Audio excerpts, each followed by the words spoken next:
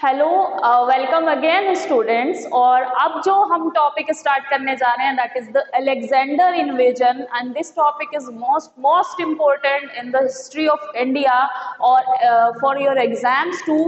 तो ये जो टॉपिक है अलेक्जेंडर इन्वेजन का, ये बहुत इम्पोर्टेंट हो जाता है आपके एग्जाम के लिए, क्योंकि इससे भी बहुत क्वेश्चन आते हैं और एक दो क्वेश्चन तो जरूर आएगा। तो स्टार्ट करते हैं अलेक्जेंडर इन्वेजन। और अलेक्जेंडर जो है इसका हमने हिंदी में नाम दिया हुआ है सिकंदर महान।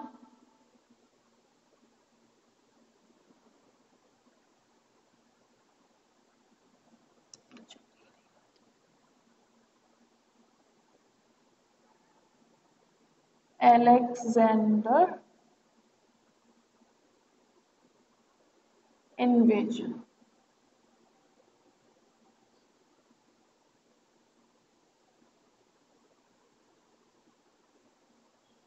अलेक्जेंडर इन्वेजन 127 से 125 BC के अराउंड में इसके इन्वेजन हुए थे। अलेक्जेंडर इन्वेजन, तो हु वॉज अलेक्जेंडर? सबसे पहले तो सिकंदर कौन था?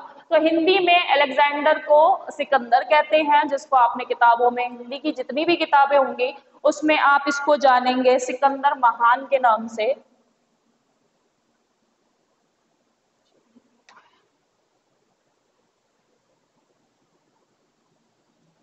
सिकंदर महान। तो अलेक्जेंडर इन्वेजन के बारे में सबसे पहले तो आपको ये जानना जरूरी है कि Alexander was not the only man who only conqueror who attacked India. India में अलेक्जेंडर से पहले भी कुछ अटैक्स हुए थे, और जिन अटैक्स के बारे में हमने यहाँ पर थोड़ी सी डिटेल लिखी हुई है, जो कि एग्जाम के हिसाब से इम्पोर्टेंट नहीं है, लेकिन आपके लिए एक माइंड में एक मैप बन जाएगा कि अच्छा पहले ये आया उसके बाद ये आया। तो आपको ये याद हो जाएगा कि पहले कौन आया और बाद में कौन आया। तो अलेक्जेंडर बाद में आया था, पहले इससे पहले भी काफी आ चुके हैं। तो हमारे यहाँ पे पर्शियन इन्वेजन हुए हैं सबसे पहले। कौन आया सबसे पहले? पर्शियन इन्वेजन हुए हैं। अलेक्जेंडर कौन था? ये ग्रीस से था, तो इसे हम ग्रीक कहेंगे। तो पर्शियन कौन होते हैं? तो जितने भी लोग ईरान से प्रेजेंट डे जो ईरान है यहाँ से बिलोंग करते हैं उन्हें हम पर्शियन कहते हैं, क्योंकि उस जगह को हम फारस कहते थे, या फारसी वर्ड आपने यूज किया होगा या पारसी वर्ड आपने यूज किया होगा, तो उसको हम फारस कहते थे, इसलिए नाम पड़ गया पर्शिया। और वहां से जो भी लोग आते थे उन्हें हम पर्शियन कहते थे। तो पर्शिया से कौन कौन आया था? तो सबसे पहले साइरस आया था, और जो साइरस था ये 558 BC में आया था यहाँ पर, और he is the first conqueror in India. यानी कि पहली बार अगर इंडिया में नॉर्थ वेस्ट से किसी ने हमला किया था और जिसके प्रमाण मौजूद हैं तो वो साइरस आया था, ये फर्स्ट कॉन्करर था।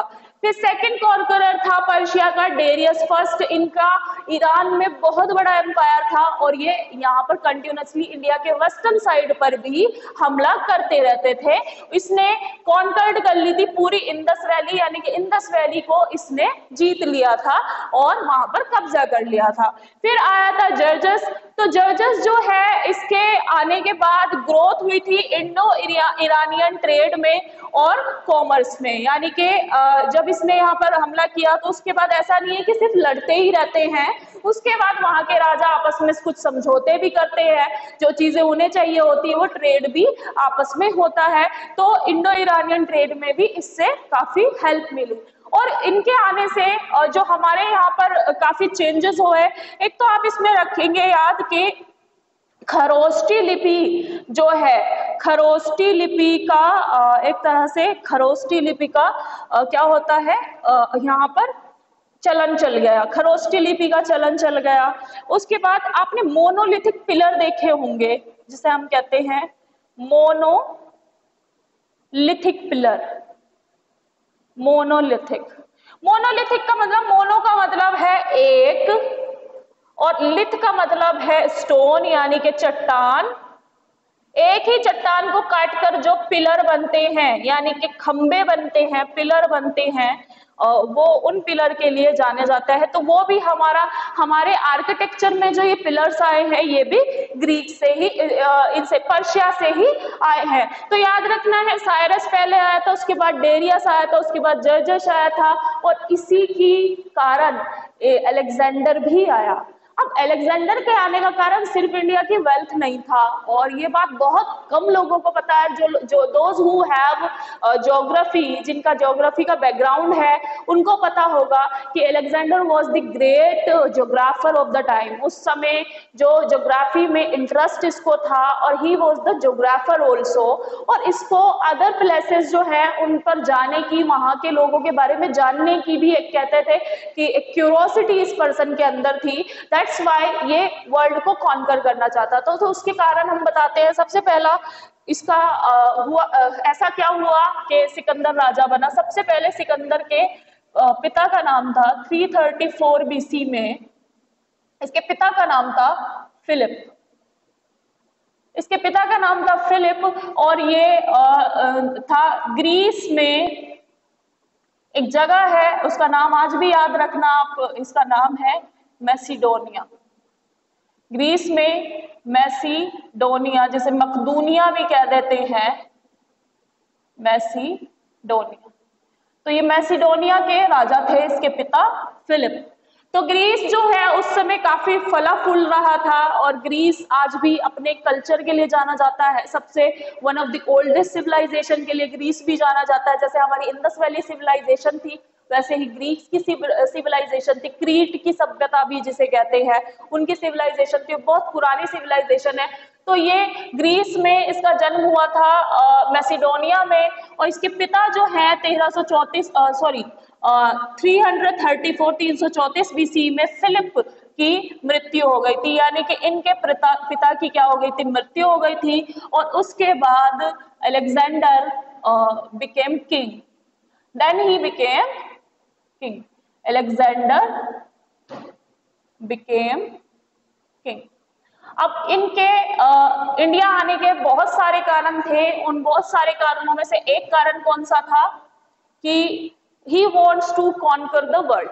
अब इसमें हम एक मैप बनाएंगे और मैप की सहायता से जानेंगे कि वो क्या करना चाहते थे।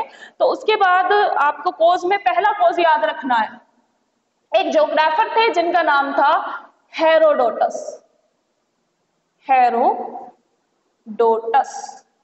हेरोडोटस ने भारत में, या भारत की फेब्युलस वेल्थ के बारे में बताया था, यानी कि भारत में काफी धन संपदा है। तो भारत में काफी धन संपदा है, उसके बारे में हेरोडोटस ने बताया था। हेरोडोटस कौन थे? He was also great geographer, और he is also known as father of history. तो आपको याद रखना है कि इसके कारण कौन कौन से थे जिसको अलेक्जेंडर को किसने यहाँ पर अट्रैक्ट किया। सबसे पहले तो भारत में बहुत सारी फेब्युलस वेल्थ है। दूसरा कारण था कि अलेक्जेंडर का इंटरेस्ट था ज्योग्राफी में। Alexander has great interest in geography, great interest in geography, interest in उसको ज्योग्राफी में काफी इंटरेस्ट था। और ड्यू टू दिस इंटरेस्ट उसके उस समय की नॉलेज के हिसाब से क्या था, उस समय की नॉलेज के हिसाब से भारत के पूर्व में, यानी कि ईस्टर्न साइड में भारत के पूर्व में सागर है। तो अलेक्जेंडर की नॉलेज के हिसाब से, उस समय की ज्योग्राफी की नॉलेज के हिसाब से ऐसा माना जाता था कि भारत के ईस्ट में क्या है, सागर है। एंड दैट्स व्हाई अलेक्जेंडर को लगा कि अगर मैं इंडिया को जीत लूंगा तो मैं वर्ल्ड को जीत लिया, मतलब मैंने वर्ल्ड की एक बाउंड्री को जीत लिया। अगर मैंने इंडिया को जीत लिया तो मैंने वर्ल्ड को जीत लिया। बट ही डजंट नो कि there is also a world beyond India, क्योंकि इंडिया के ईस्ट में तो पानी है ही नहीं। इंडिया के ईस्ट में क्या है? इंडिया के ईस्ट में प्रेजेंट में अगर आप मैप को उठाकर देखेंगे तो इंडिया की ईस्टर्न साइड पर म्यांमार है, इंडिया की ईस्टर्न साइड पर वियतनाम है, थाईलैंड है, चाइना है, और सी तो बहुत ज्यादा बाद जाकर है, that is after the China, जो कि पैसिफिक ओशन है।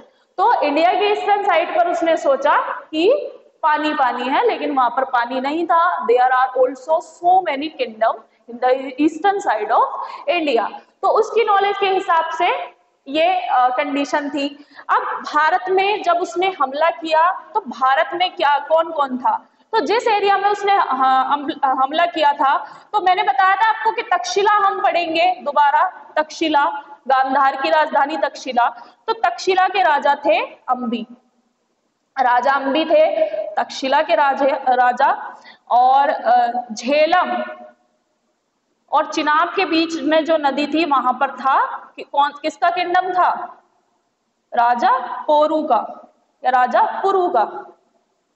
झेलम और चिनाब के मध्य, चिनाब के मध्य, झेलम और चिनाब के मध्य। झेलम और चिनाब के मध्य किसका था, पुरु का, राजा पुरु का साम्राज्य था, राजा पुरु का साम्राज्य था। तो जब अलेक्जेंडर भारत आया तो वो कौन सी घाटी से आया था, वो स्वात घाटी से आया था। तो इसमें नाम लिख लेना, स्वात वैली। वो स्वात वैली से इंडिया आया था, स्वात वैली जो है वेस्टर्न साइड, स्वात वैली से वो इंडिया आया था अलेक्जेंडर। और उसने मैसेज भेजा अंबी और राजा पुरु को। तो तक्षशिला के राजा अंबी को उन्होंने जब मैसेज भेजा तो तक्षशिला के राजा अंबी ने उन्हें वेलकम किया और सबमिट कर दिया। वो युद्ध नहीं चाहते थे तो उन्होंने उनका वेलकम किया और सबमिट कर दिया। लेकिन जो राजा पोरू थे, या जिन्हें राजा पोरस भी कहा जाता है, जो राजा पोरस थे उन्होंने सबमिट करने से मना कर दिया। सबमिट का मतलब क्या है कि आपने हथियार डाल दिए, आपने समर्पण कर दिया उस पर्सन के सामने, उस राजा के सामने। लेकिन राजा पोरस ने समर्पण करने से मना कर दिया और उन्होंने कहा कि मैं युद्ध करूंगा, यानी कि युद्ध करें, युद्ध करने के बाद जीते या हारे उसके बाद साम्राज्य तुम ले सकते हो, लेकिन बिना युद्ध करे मैं क्या सबमिट नहीं करूंगा। तो उस समय क्या हुआ, झेलम नदी में और बहुत तगड़ी बाढ़ आई हुई थी, यानी कि बहुत ज्यादा बाढ़ आई हुई थी। उस वजह से क्या हुआ था, झेलम नदी को राजा ये क्रॉस नहीं कर पाए। कौन, ये अलेक्जेंडर फ्लड क्रॉस नहीं कर पाए, उस नदी को, झेलम नदी को क्रॉस नहीं कर पाए, जिसकी वजह से युद्ध कुछ समय के लिए टल गया। लेकिन उसके बाद इसे कहते हैं बैटल ऑफ हाद्यास्पद, या झेलम नदी का बैटल कहते हैं। और फिर फाइनली बैटल ऑफ हाद्यास्पद में जो राजा पोरुस है, ये अलेक्जेंडर इनको हरा देते हैं। राजा पोरुस की आर्मी काफी लार्ज रहती है, लेकिन वो ब्रेवली लड़ते हैं और उसके बावजूद जब वो हार जाते हैं तो भी इसमें सिकंदर का और उनका एक वो लिखा हुआ है, आपको याद रखना है। मैं इसमें आपको लिख देती हूँ बैटल का नाम, क्योंकि बैटल का नाम भी पूछा जाता है कि कौन से बैटल में अलेक्जेंडर ने और राजा पोरुस के बीच में युद्ध हुआ था।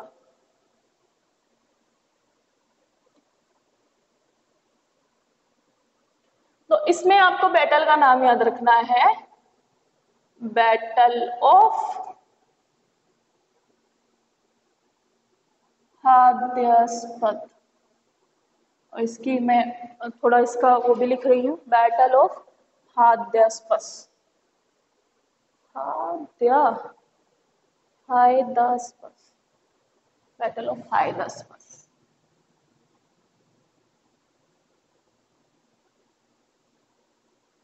और इसे किसी और नाम से भी जाना जाता है, झेलम नदी का बैटल, बैटल ऑफ हाद्यास्पद।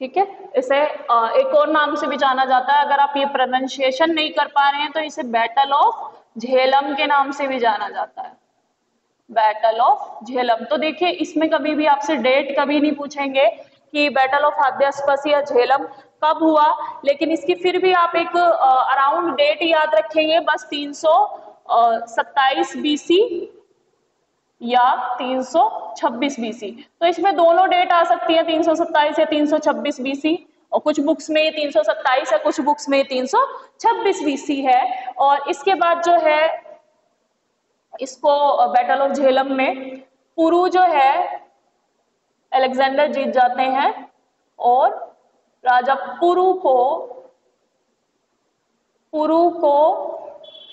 उनका साम्राज्य वापस दे दिया जाता है, साम्राज्य वापस दे दिया जाता है, दे दिया जाता है। तो इसमें पुरु को उनका साम्राज्य वापस दे दिया जाता है। और इसमें आपने एक बहुत फेमस लाइन आपने कई बार पढ़ी होगी कि जब अलेक्जेंडर के पास राजा पुरुष को हार के बाद लाया जाता है तो राजा पोरुस से वो पूछते हैं कि आपके साथ कैसा व्यवहार किया जाए। तो राजा पुरुष जो है वो जवाब देते हैं कि जैसा एक राजा दूसरे राजा के साथ व्यवहार करता है मेरे साथ वैसा ही व्यवहार किया जाए। और इसमें एक वो है श्लोक है जो कि हमारे संस्कृत में हम पढ़ते हैं, संस्कृत में इसके बारे में एक पूरी कहानी दी गई है, इनके कॉन्वर्सेशन को बारे में, उसको संवाद के नाम से कुछ संवाद इनके बीच में जो हुआ है वो संस्कृत में है।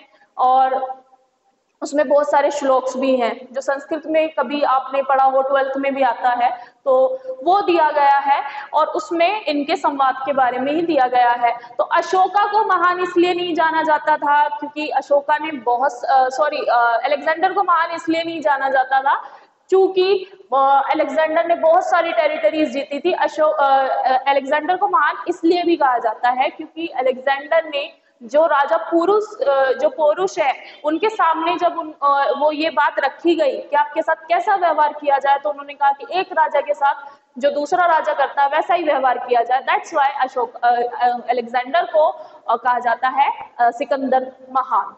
तो इसमें आपको एक और बात याद रखनी है, बैटल हो गया, सब कुछ हो गया, अब उसके बाद क्या हुआ, सिकंदर की आर्मी ने आगे जाने से मना कर दिया क्योंकि ब्यास नदी वो क्रॉस नहीं कर पाए। तो ब्यास नदी क्रॉस करने के लिए मना कर दिया था, ये ब्यास नदी को क्रॉस नहीं कर पाए और इस वजह से अलेक्जेंडर अंदर आया ही नहीं, यानी कि अलेक्जेंडर वेस्टर्न फ्रंटियर से ही वापस चला गया। अब जब वो वापस गए तो उनकी आर्मी बहुत थकी हुई थी और उन पर वहां की लोकल ट्राइब्स ने भी हमला किया और उसके बाद वहां पर जाके 325 में ही 25 के अराउंड में ही अलेक्जेंडर की डेथ हो गई थी बेबीलोन में। तो ये भी पूछा जाता है कि मृत्यु कहाँ हुई, तो अलेक्जेंडर की मृत्यु कहाँ पर हुई थी, बेबीलोन में।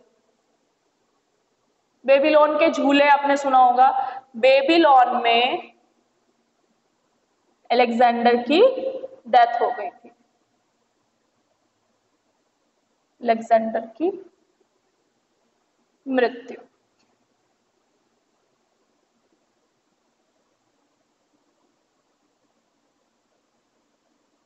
अलेक्जेंडर की मृत्यु हो गई थी। तो इसको आपको याद रखना है क्योंकि पूछा जाता है जन्म कहाँ हुआ था, तो मैकेडोनिया, मैसिडोनिया, और मृत्यु कहाँ पर हुई थी, बेबीलोन में हुई थी। इनकी आर्मी ने लड़ने से मना कर दिया था, आगे जाने से मना कर दिया था, जिसकी वजह से फिर इनकी जो वो है हेल्थ है वो भी रास्ते में खराब हो गई और फिर ये वापस बेबीलोन जाते जाते इनकी डेथ हो गई थी। तो दिस इज अबाउट अलेक्जेंडर। और अब इसमें मैं आपको एक मैप भी बताऊंगी कि उसकी नॉलेज के हिसाब से वो कहाँ पर था। तो सबसे पहले हम जान लेते हैं सिकंदर के बारे में हमने पढ़ा, यानी कि अलेक्जेंडर के बारे में पढ़ा। ये ग्रीस से बिलोंग करते हैं, ग्रीस देश में मैसिडोनिया के राजा थे इनके पिता फिलिप, और फिलिप की डेथ के बाद अलेक्जेंडर किंग बने। उसके बाद अलेक्जेंडर भारत क्यों आए, क्या इनको इतना फैसिनेटिंग लगा या इतना किस चीज ने इनको यहाँ पर अट्रैक्ट किया, तो इसमें आप जानेंगे कि हेरोडोटस जो थे उन्होंने बताया था भारत की बहुत धन संपदा के बारे में, यानी कि इंडिया में फेब्यूलस वेल्थ है उसके बारे में। उसके बाद अलेक्जेंडर का ज्योग्राफी में भी बहुत इंटरेस्ट था, तो वो जानना चाहता था कि इंडिया के बाद क्या है, लेकिन उस समय की नॉलेज के हिसाब से भारत के ईस्ट में सागर है और इसको अलेक्जेंडर को लगा कि अगर मैं भारत की ईस्टर्न साइड को जीत लूंगा तो मैंने भारत पूरा विश्व जीत लिया, तो इसको इसलिए कहते हैं विश्व विजेता। और फिर उसने वो यहाँ पर कौन से माउंटेन से आया था, हिंदू कुश माउंटेन, हिंदू कुश माउंटेन, इन माउंटेन से आया। और इन माउंटेन में क्या था, स्वात वैली, यहाँ पर एक पासेस था स्वात वैली, स्वात वैली से वो अंदर आया। उसने तक्षशिला के राजा अम्बी और राजा पोरस जो है इनको मैसेज भेजा कि ये लोग सरेंडर कर दे, समर्पण कर दे, लेकिन राजा अम्बी ने तो सरेंडर कर दिया था, लेकिन राजा पोरस ने कहा था कि नहीं मैं सरेंडर नहीं करूंगा, मैं लड़ूंगा। और उसके बाद इनका युद्ध होता है जिसे बैटल ऑफ हाइडस्कस या फिर बैटल ऑफ झेलम भी कहते हैं। और इसमें राजा पोरस जो है उनकी हार होने के बावजूद भी सिकंदर ने यानी कि अलेक्जेंडर ने उनको उनका राज्य वापस कर दिया था।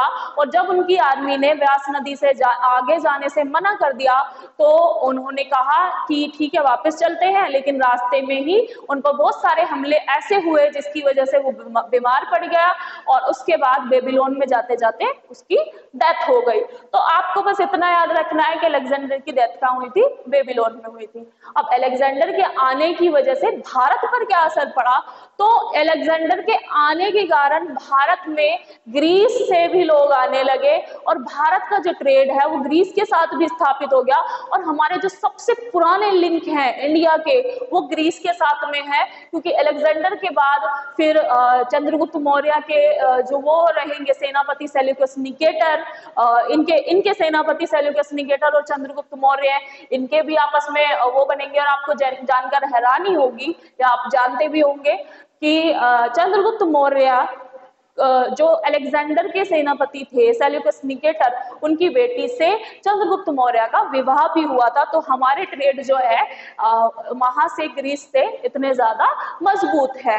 तो ये this is all about Alexander. और अलेक्जेंडर के उसके बारे में, इन्वेजन के बारे में हिस्ट्री में बहुत इंपॉर्टेंट स्पॉट है, क्योंकि इसके बाद इंडिया की हिस्ट्री ही बदलती चली गई। और हम देखते हैं कि एक बहुत बड़ा इंपॉर्टेंट एम्पायर यानी कि मगध एम्पायर जो है वो इंक्रीज करेगा और मगध एम्पायर अपनी पीक पर पहुंच जाएगा अशोका के साम्राज्य में। और उसके बाद जो है मगध एम्पायर पर एक बहुत पावरफुल एम्पायर बनेगा जो कि गुप्ता साम्राज्य के नाम से जाना जाता है।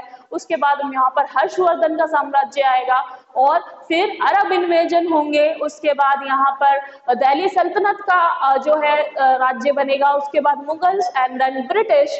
तो इसमें हमारी हिस्ट्री जो है वो बहुत चेंज होती रही है टाइम बाय टाइम, और उसी की वजह से हमारी ज्योग्राफी भी काफी चेंज हुई है। जो सोर्सेस हैं उनके बारे में पढ़ेंगे और थोड़ा सा इंट्रोडक्शन लेंगे फॉर चंद्रगुप्त मौर्य। तो मौर्यन एम्पायर जो है सबसे पहले इसकी एक लोकेशन आपको जाननी है, तो इसमें सबसे पहले आपको जो हेडिंग है वो डालनी है मौर्य साम्राज्य, मौर्य साम्राज्य या फिर मौर्यन एम्पायर। तो मौर्यन एम्पायर जो है अभी प्रेजेंट में अगर हम बात करें तो प्रेजेंट में जो बिहार, उड़ीसा और आपका ये छत्तीसगढ़, झारखंड और वेस्ट ईस्टर्न साइड का जितना भी यूपी है till the Afghanistan, present day Pakistan, Taxila, Gandhara, ये सब मौर्यन एम्पायर का पार्ट था।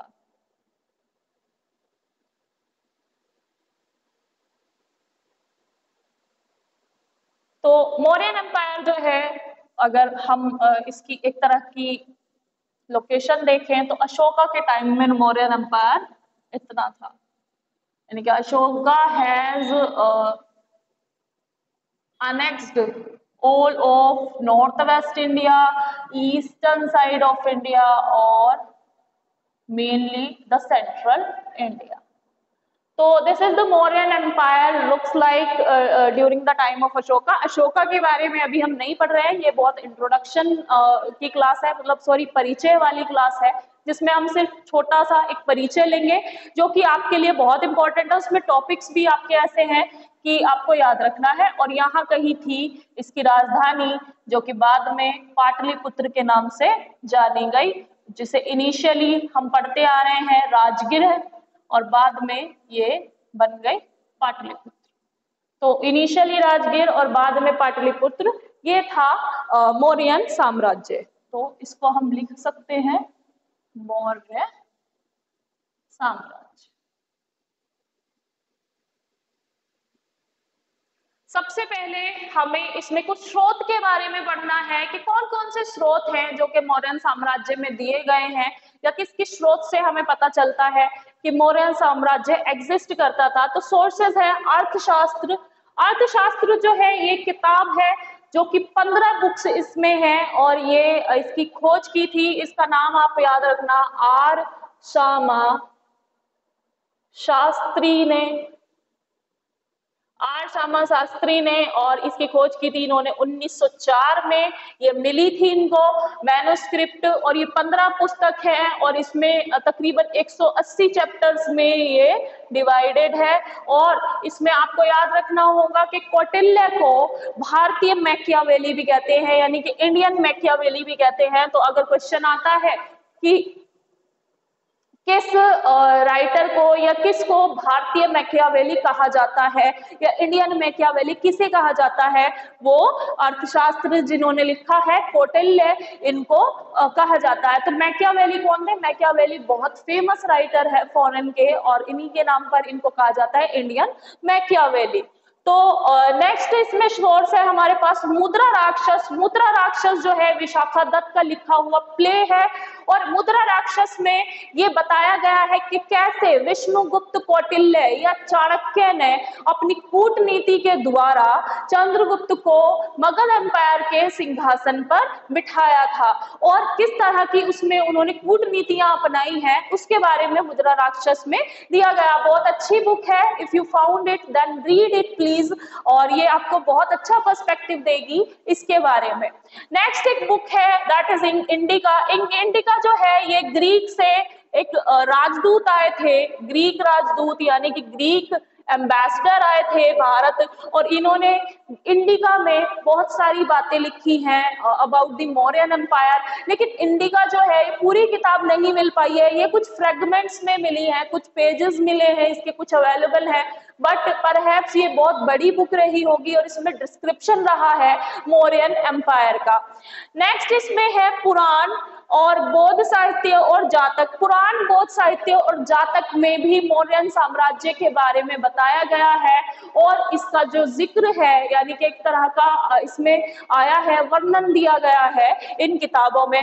उसके अलावा भी श्रीलंका क्रॉनिकल यानी कि साइलोन क्रॉनिकल्स जो है, जिसका नाम है दीपावंसा महावंसा, जैसे कि हमारे यहाँ रामायण और महाभारत है, ऐसी सिलोन में यानी कि श्रीलंका के साहित्यिक ग्रंथ हैं जो दीपावंसा या महावंसा के नाम से जाने जाते हैं। इनमें भी मौर्यन साम्राज्य के बारे में लिखा गया है। और when we talk about Sri Lanka, तो श्रीलंका कौन गया था जिसके बारे में यहाँ लिखा हुआ है? तो अशोका द ग्रेट ने बौद्ध धर्म के प्रचार के लिए अपनी बेटा और बेटी को वहां पर भेजा था, और इसमें आपको पता ही है कि बौद्ध धर्म के प्रचार के लिए इन्होंने वहां पर मिशंस भेजे हैं, जिनका जिक्र दीपावंसा और महावंसा में दिया गया है।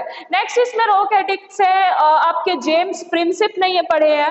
तो मौर्यन साम्राज्य में जो अशोका है, इन्होंने बहुत सारे शिलालेख लिखवाए हैं, रॉक एडिक्ट्स लिखवाए हैं, जो कि पाली भाषा में लिखे हैं और कुछ जो है प्राकृत भाषा में लिखे हैं, और पाली में ये ब्राह्मी लिपि में लिखे हैं और खरोष्टी लिपि में भी लिखे हुए हैं।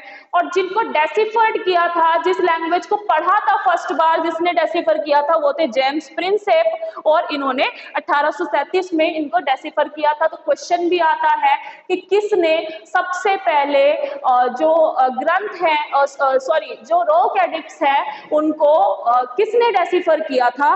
तो इसमें नाम आता है इनका जेम्स प्रिंसेप। और ये अराउंड 2016 के यूपीएससी में भी पूछा गया है क्वेश्चन कि अशोका के एडिक्ट्स जो हैं उनको किसने डेसिफर किया था, किसने सबसे पहले उनको पढ़ा था, समझा था, तो वो जेम्स प्रिंसेप थे। तो ये क्वेश्चन पहले आ भी चुका है, इसमें आपको याद भी रखना है। तो बस आज की जो क्लास है इसमें हम सिर्फ फाउंडर का नाम पढ़ेंगे और आपको फाउंडर का नाम पता होना चाहिए। Who is the founder of Mauryan empire?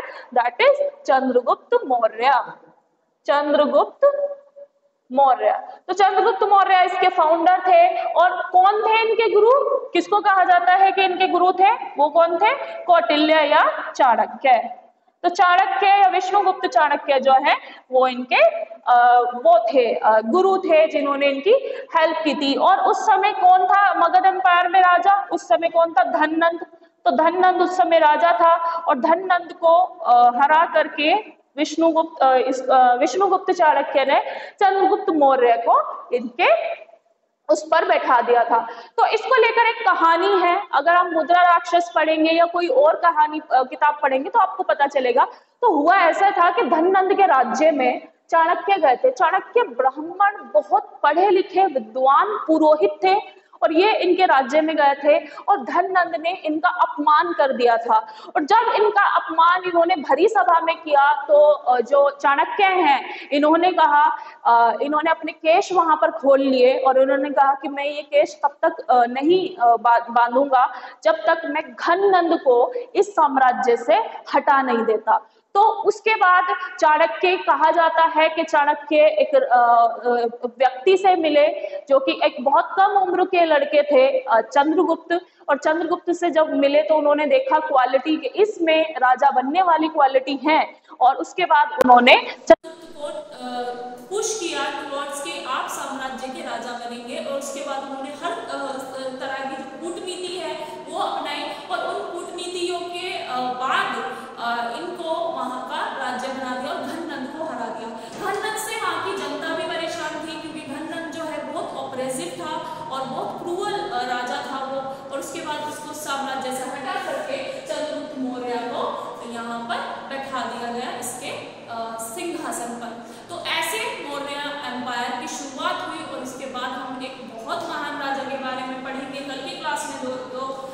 जो है अशोका द ग्रेट, अशोक महान के बारे में हम पढ़ेंगे जिसमें से काफी आपके क्वेश्चन आते हैं। तो this is all about today's class. आपको सोर्स याद रखने हैं, अर्थशास्त्र, मुद्रा राक्षस, इंडिका, पुराण, बौद्ध साहित्य, जातक और सैलोन क्रॉनिकल में दीपवंसा, महावंसा और रॉकेटिक्स। रॉकेटिक्स की डिटेल एक बार मैं कल ही आपको दे दूंगी सो दैट तो आपको याद रहे कि कौन कौन से शिलालेख है जिन पर अशोका ने बताया है। उसके बाद हम अशोका के बारे में पढ़ेंगे और उनके साहित्य के बारे में पढ़ेंगे और अशोका एम्परर से अशोका महान कैसे बने इसके बारे में भी हम जानेंगे। तो बने रहिए द फ्यूचर कोचिंग पर और guys like, share and subscribe to TFC